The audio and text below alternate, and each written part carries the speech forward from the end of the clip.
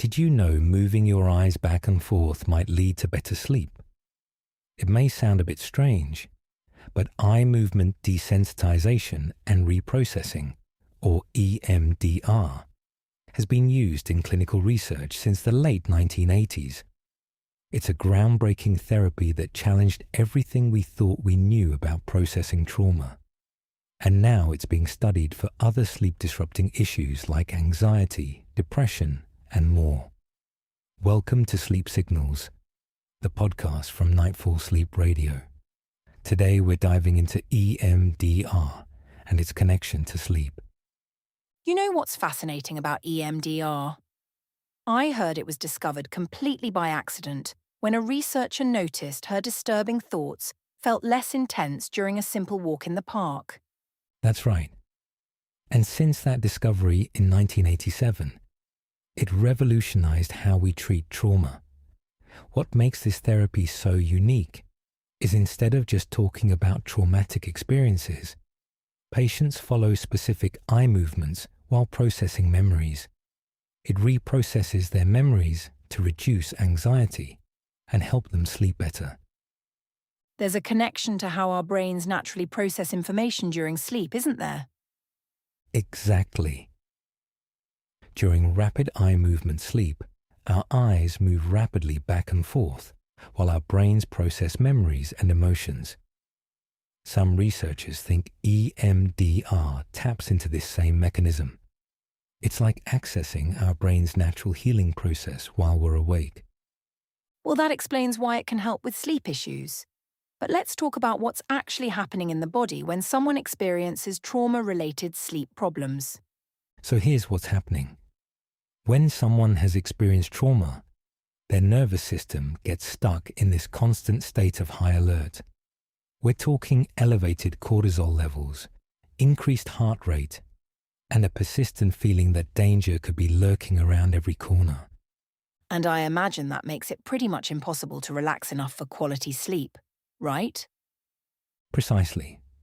And here's where the numbers get interesting. Studies show that people with PTSD are up to 5 times more likely to experience severe sleep problems. Their bodies literally can't switch off that fight or flight response, even in a safe environment. The way EMDR helps with this is pretty remarkable. Instead of just treating the symptoms, it's actually rewiring how the brain processes these traumatic memories. You know what's really interesting? Research shows that successful EMDR treatment can reduce nightmare frequency by up to 70% in some cases. It's not just helping people fall asleep, it's improving the quality of their sleep too. So what makes someone a good candidate for this kind of therapy? Well, let me paint a clear picture. It's not for everyone.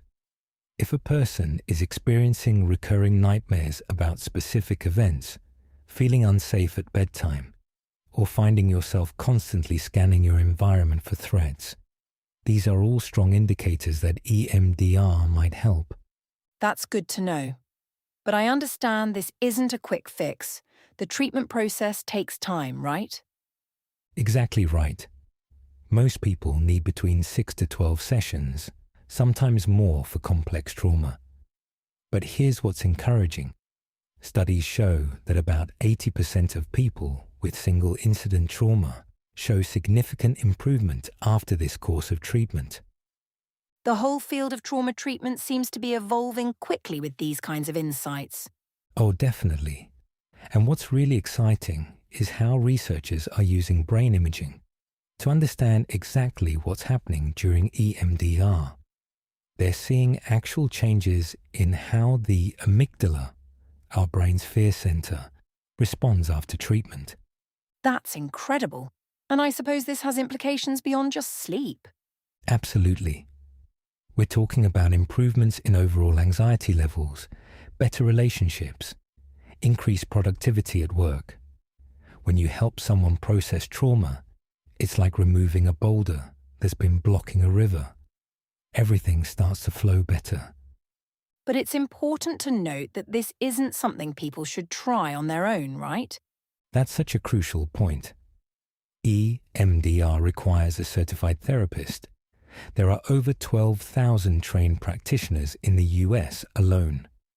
We have a link to a full article in the show description, and there's a link to certified therapists in the article.